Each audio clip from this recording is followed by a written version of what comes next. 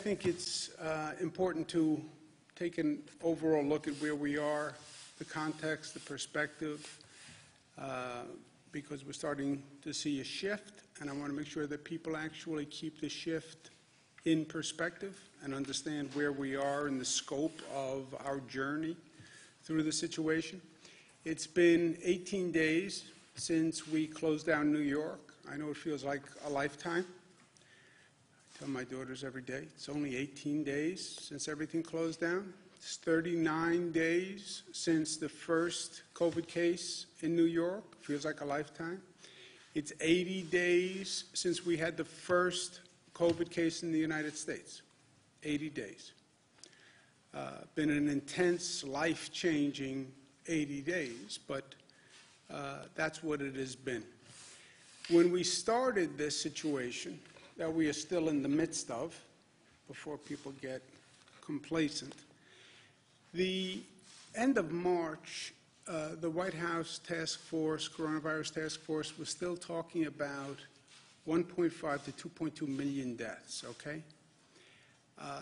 Their best case scenario with quote-unquote mitigation efforts was 100 to 240,000 deaths in the United States, which is breathtaking.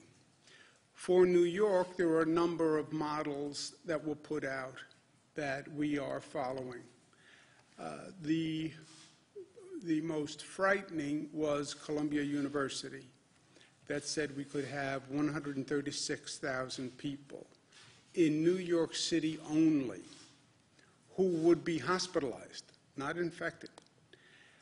We had the McKinsey model, which suggested 110,000 people could be hospitalized statewide. We had a second scenario from McKinsey, which is 55,000 people hospitalized. And then the Gates Foundation, thank you very much, funded the IHME study, which said a high point of 73,000 statewide.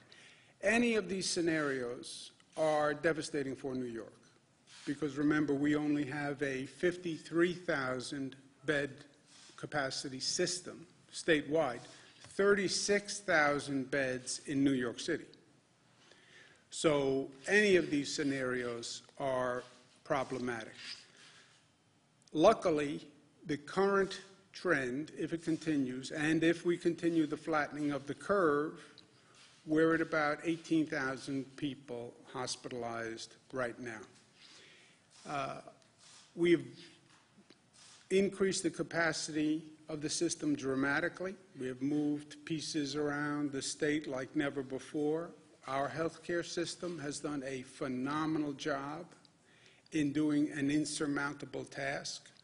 Our federal partners, the Army Corps of Engineers, they have just really all done a great, great job. And our theory, and I believe my job as governor, prepare for the worst, hope for the best, but prepare for the worst. Now, we're at about 90,000 bed capacity in our overall system today, with everything we've done. Even the 90,000 beds, as you see, doesn't compare with the most problematic scenarios. 90,000 beds, we can handle the McKinsey moderate scenario.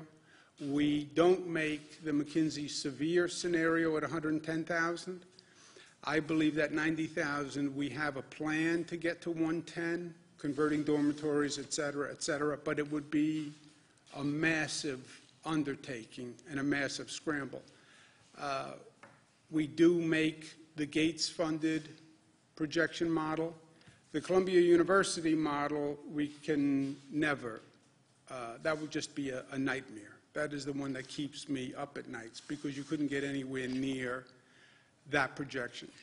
But all of the statisticians also said, look, we don't know how effective you can be at closing things down and social distancing, because we've never done it before.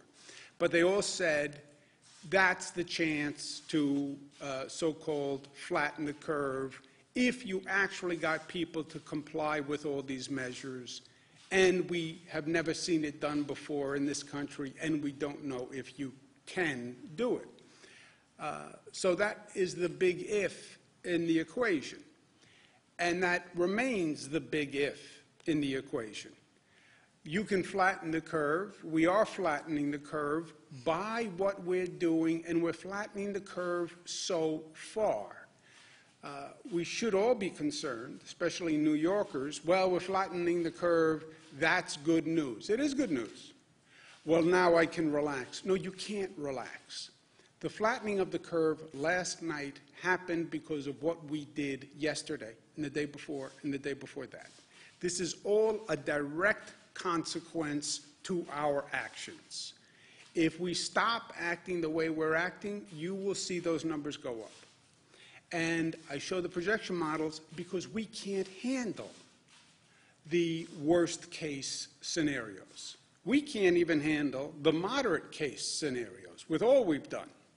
So it is essential that we keep that curve flattened because we don't have an option of handling the curve if it goes higher.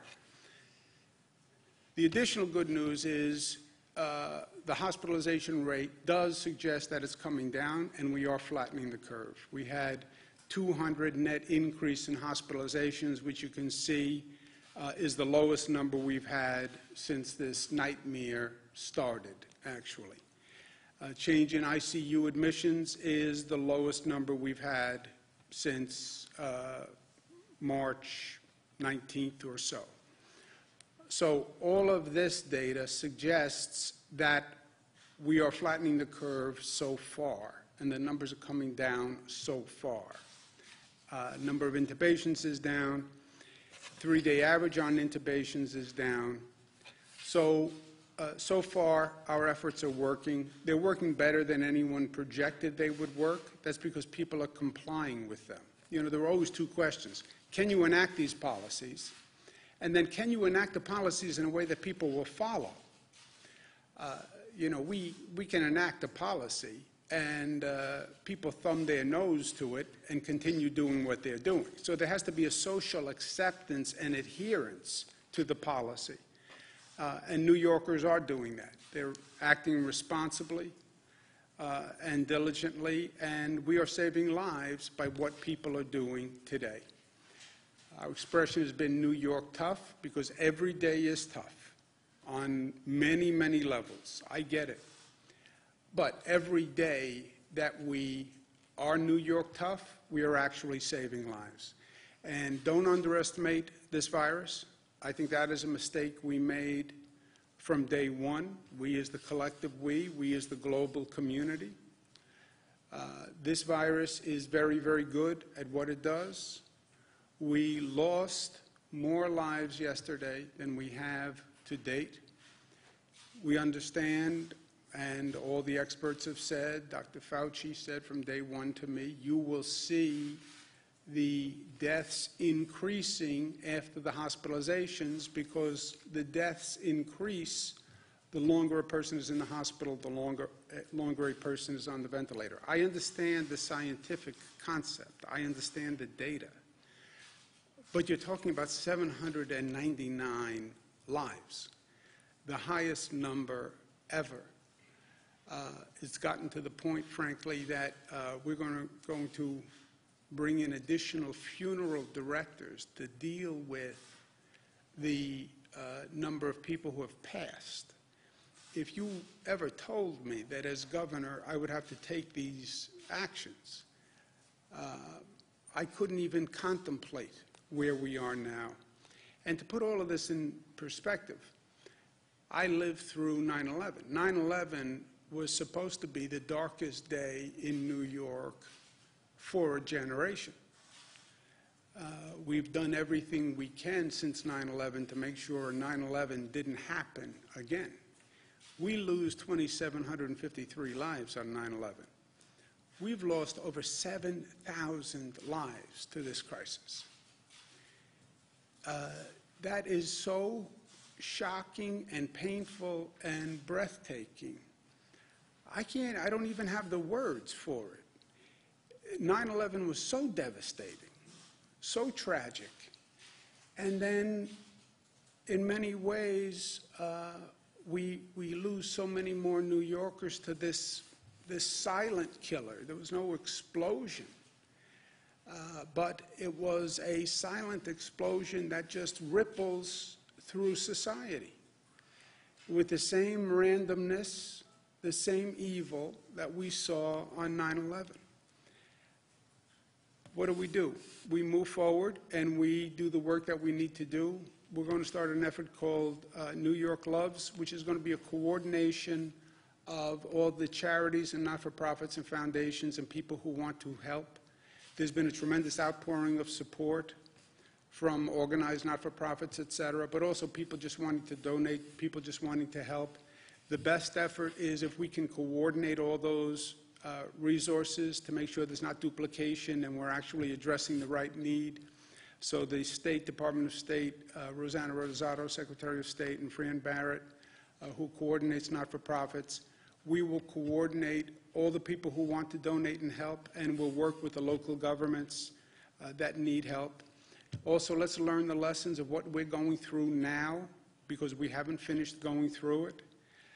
Let's learn how and why this virus kills, especially why we have higher fatality rates among African Americans and Latinos, and what we do about it.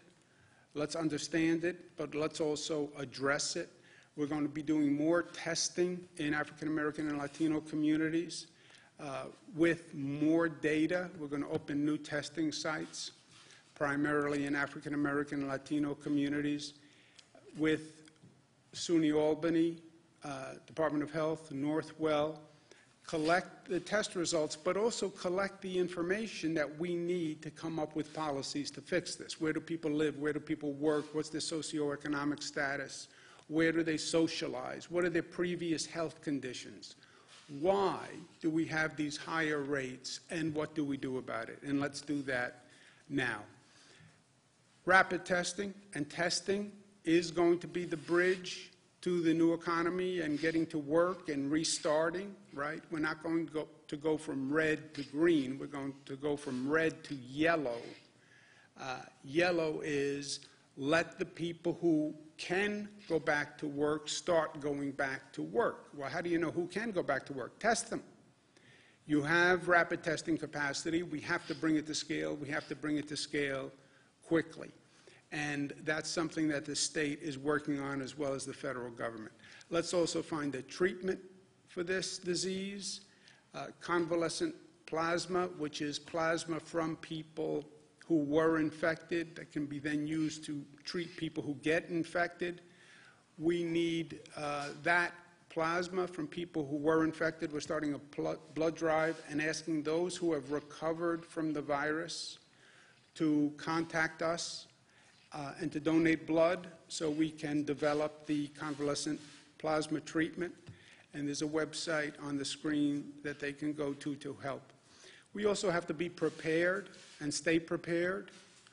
We have to have the supplies. We have to have the right laws. We have to have the right procedures. Because remember, the 1918 Spanish flu came in 3 waves. We're on the first wave. Everybody is assuming, well, once we get through this, we're done. I wouldn't be so quick to assume that. This virus has been ahead of us from day one. We've underestimated the enemy, and that is always dangerous, my friends. And we should not do that again. There's an article in the LA Times that says the communities that have dealt with this before, like Wuhan, Singapore, are now seeing a second wave of infection. There is a theory that this virus can mutate and change and come back. So this is not, we're in a battle, right? But this is about a war, and we're only on one battle here. Even once we get through this battle, we have to stay prepared for what could come down the road. And we also have to start to repair the immense damage. Before you start talking about restarting the economy, you're going to have to address the damage that is done to society today, which is intense, the economic damage. People who are now living in poverty. I mean, people have been without a check, without a job for weeks. And most people in this state live paycheck to paycheck. And all of a sudden, the paycheck stops. We're doing everything we can on the unemployment benefits and increasing the unemployment benefits, but you have families that are in true economic hardship and are impoverished because of this situation. What do we do with the housing market? Our health care system, we have pushed to the max. We have pushed people to the max. We have pushed facilities to the max. We have beds in lobbies, in conference rooms, in hallways. I mean, we did what we had to do to be ready, but we have done a lot of damage in the midst that has to be undone. So that's something that we're working on immediately. And we need the federal government to be responsible, and we need the federal government to pass legislation that helps. We have to stabilize state and local governments across this country. New York State has had the highest number of cases by far and away. Our costs have been the highest in the country. The past legislation that was enacted, we were told would bring $6 billion to health care. When we did our state budget a couple of weeks ago, we believed what they said, and we thought we were looking at $6 billion in health care funding. Turns out, when we actually read the language, it was about $1.3 billion to the state of New York, which is much different than $5 or $6 billion. And the funding disqualified 1/3 of New York's Medicaid recipients, which nobody said. You know, and to our federal representatives, I spoke to Senator Schumer, I spoke to Senator Gillibrand, this is no time for politics. This is a time to enact the legislation that actually addresses the need. And I was in Washington for 8 years. I get how the political process works in Washington, not here and not now, my friends. We also have a significant mental health issue that comes with what we've done, the isolation, the disorientation. It's a growing problem. We have a growing problem with a number of domestic violence cases. If you need help during this highly stressful period, and I suspect more people need help than acknowledge that they need help, we have a support hotline. We have thousands of people who have volunteered to help, and people should reach out and ask for it. We have to stay ahead of this virus. We're watching Rockland, Nassau, and Suffolk. The numbers have come down in New York City. But you look at the concentric circles around New York City, the natural spread, the natural concentric circles are towards the suburban communities, Westchester, Rockland, Nassau, Suffolk. Westchester, we've had problems already. One of the first hotspots in the nation was New Rochelle in Westchester. Now we're seeing numbers creep up in Rockland, Nassau and Suffolk. The numbers are creeping up, so we're watching those areas next. We sent additional equipment last night. And the overall point is, look, you stay at home and you save a life, period. Stay at home and you save a life. And I know New Yorkers. I'm born and bred. The instinct is, well, this is good news. Now I can relax because, by the way, I've been dying to relax and get out of the house and end this Groundhog Day reality. Yeah, you're not out of the woods. And now is not the time to misunderstand what's happening. We have done great things, and we have saved lives because we have followed these policies. The moment you stop following the policies, you will go right back and see that number shoot through the roof. And we are not prepared to handle the highest numbers in those projection models. Whatever we do, you can't take a 50,000-bed system and get it to 136,000 beds. It's an impossibility. And I'm a person who never says no and believes New York can do anything if we try. I'm telling you, we have to keep that curve flat. Today we can say that we have lost many of our brothers and sisters, but we haven't lost anyone because they didn't get the right and best health care that they could. The way I sleep at night is I believe that we didn't lose anyone that we could have saved. And that is the only solace when I look at these numbers and look at this pain that's been created. That has to be true. And that has to continue.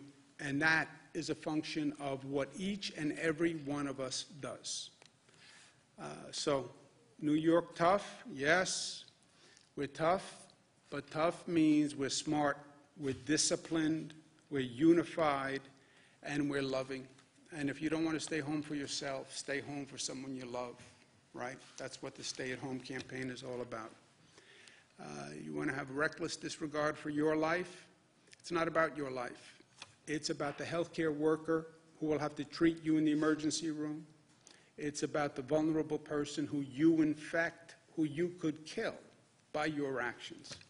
Sometimes it's not about you, right? It's not about me, it's about we, and that's where we are. Questions? Do we need nursing homes just for COVID patients? I'm sorry?